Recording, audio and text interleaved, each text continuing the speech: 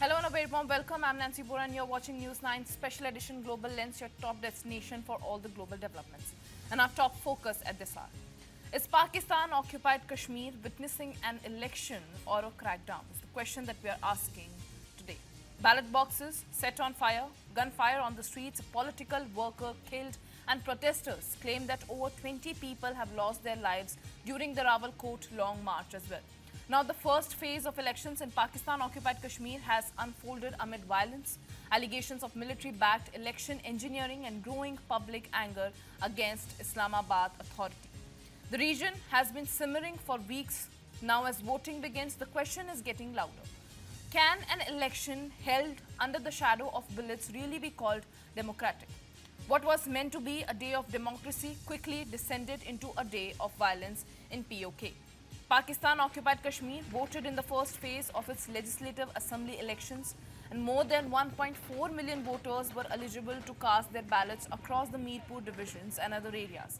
But instead of election celebrations, the day was marked by clashes, allegations of rigging, and bloodshed. The biggest flashpoint became in Bhimber, where rival political workers clashed inside a polling station, and in dramatic scenes, a ballot box was snatched and set on fire, reducing votes to ashes before they could even be counted. That is the situation, a grim picture being painted from PoK. Election officials say that they are examining whether fresh polling will be needed, and violence has also erupted in Kotli. The Pakistani People Party claimed that its worker, Mukhtar Yunus, was killed during an altercation in Nakyal as well. The party also accused armed men of entering polling stations in Mirpur and interfering with vote counting, demanding immediate intervention from election authorities. But the biggest controversy unfolded outside the polling station. The Jammu and Kashmir Joint Awami Action Committee, or the JAAC, alleged that the Pakistani security forces opened fire on civilians during the Rawalakot long march. The group has also claimed that 20 protesters have been killed and many others are injured, accusing authorities of unleashing force to crush dissent. Now, Pakistani authorities have not yet officially confirmed the casualty figures, and the elections are taking place against the backdrop of one of the biggest anti-Islamabad protest movements in the PoK in the recent years. For weeks, thousands have been on the streets demanding political reforms and the abolition of the 12 Legislative Assembly seats reserved for the refugees who settled in the region after 1947. The protests forced Pakistan's Election Commission to scrap its original one-day polling plan and divide the elections into 3 phases because of the security concerns. Adding another layer of controversy are fresh allegations of what critics describe as election engineering. Opposition groups accuse Pakistan's powerful military establishment of influencing the electoral process and deciding political outcomes even before the votes are even counted. Pakistan has rejected those allegations and says that the elections are being conducted according to the law. Meanwhile, the Awami Action Committee has boycotted the polls altogether, calling the exercise fraudulent and urging people to stay away from polling stations. The remaining phases of voting will continue until August 10th, with Poonch district considered the epicenter of the recent unrest, scheduled to vote in the final phase. I'm being joined by Major General Ashwini Sivaj, retired, who is a defense and a geopolitical expert as well. Major General, grim pictures and the visuals that are coming in from PoK, this is clearly not how elections are supposed to be looking like in a democratic, in a democratic scenario. This is clearly, it looks like it's a very politically painted exercise that is being carried out. There are allegations against the Pakistani security forces that they are engaging and they are using their forces. How do you see the elections that are being held in PoK at this moment? No doubt about it. You very rightly said that initially the election was to take place in one phase, and now they are in 3 phases. Right. See, the first phase, which has taken place on 27 July, that is yesterday, this is a complete failure. There were complete boycott, and the rigging has taken place. And if you see that it was there in Mirpur, Kotli, and Bhimber area, you find hardly 5 to 10% people have voted. Rest, there be no vote there. The majority of the polling booths were completely vacant and empty. The problem is that the majority of people are accepting what Joint Awami Action Committee is saying. The elections are fraud and elections are sham. They don't want to participate. And that's what is happening. But you will find it what Pakistan army as well as Pakistan establishment will do. They will show this election as successful. Very rightly brought out. There will be another two phases which will take place, and the last phase will be on 10th of August. Unfortunately, what's happening in POJK, that these people are considered as second-class citizens by Pakistan. Their resources have been exploited over a period of time.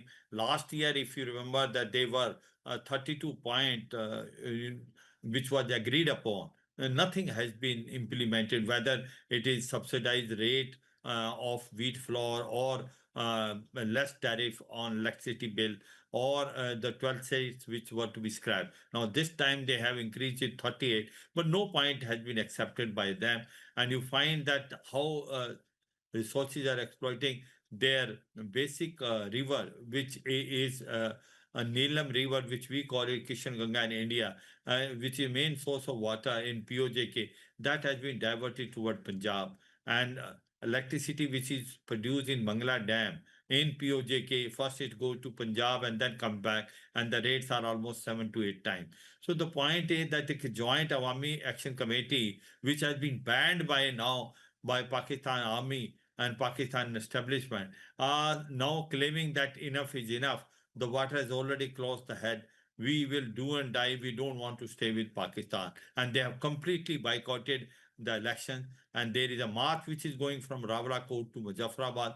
But Pakistan army as well as other security forces are trying to break the will of the people. There are heavy casualties which have taken place. There are already more than 100 people which were killed, including children and women. And yesterday, the one where the first phase of election had taken place, another 20 to 30 people have been killed. So overall, Right. I suppose this is a sham practice. Nothing will come out of it, and Right. you find it that elections have completely failed. Absolutely. Major General, a lot of things went wrong during these elections. A lot of allegations are coming in, and it's clearly not how elections are supposed to be being carried out in any place. My question to you is this: what does it tell us about the Pakistani authority at this moment, Shehbaz Sharif, Asim Munir? The growing dissatisfaction and the dissent in public, it's exposing a huge gap and a huge, the growing dissatisfaction with the Pakistani authority itself. There is a lack of trust with the Pakistani Prime Minister and Asim Munir as well, and which can be seen on the streets of POK. Absolutely. See, as far as POJK is concerned, they are considered as a second-class citizen. And though Pakistan claim it as a Azad Kashmir, there is no Azadi there. The fact is that their resources are totally exploited by Right. Pakistan. Their rates, whether it is wheat flour or the electricity, are very, very high. And they are claiming that the 12 seats which are basically meant for mainland refugee which have settled down other than POJK, that seats are manipulated to have a puppet government. So over a period of time in last about 80 years, that Pakistan government is manipulating in such a way that they only decide who will be sitting in Muzaffarabad. And that's a puppet government, and they have not given any freedom to the people in POJK. And now they are saying enough is enough. The slogan which have been very rightly brought out, ये जो दहशत गर्दी है इसके पीछे वर्दी है. अब they are saying वतन या कफन. We are ready to sacrifice our life for freedom. So the point is now the things have already crossed the limit. These elections which are now taking place is sham. No one is participating in. The rigging is only taking place, and this time this is a do and die business Right. where majority of people come on chakka jam and shut it down. This is something very strange. And what they are saying is, we are not going to participate in election. We want Joint Awami Action Committee, which has been illegally banned, must From be the removed. elections, correct. And the point is, I suppose time is not far off when POJK will ask for the complete freedom from Pakistan. Well, since you are pointing out the complete freedom and the rise of JAAC, do you think that this awakening of JAAC, even though it's not contesting in the polls, even PTI is missing, a lot of important opposition is missing from these elections. But at this moment, the rise of the Joint Awami Action Committee, do you think that this is a major political awakening for POK in the coming times? I think so, because enough is enough. So far you will never find such awakening. Remember that there is a social media. They compare what is happening in Indian Jammu and Kashmir, where there is a prosperity, there is a peace prevailing. You find that medical college, engineering college have come, that tourism is a record time, grassroots level democracy there. Nothing is there in POJK, and they have been exploited over a period of time. And that's why the Joint Awami Action Committee has become very popular. And this time they are saying enough is enough. We are not going to participate in election. We want freedom. Everyone says that it's not only in POJK what's happening in Pakistan. Imagine what's happening in Khyber Pakhtunkhwa. The TTP is becoming very, very strong.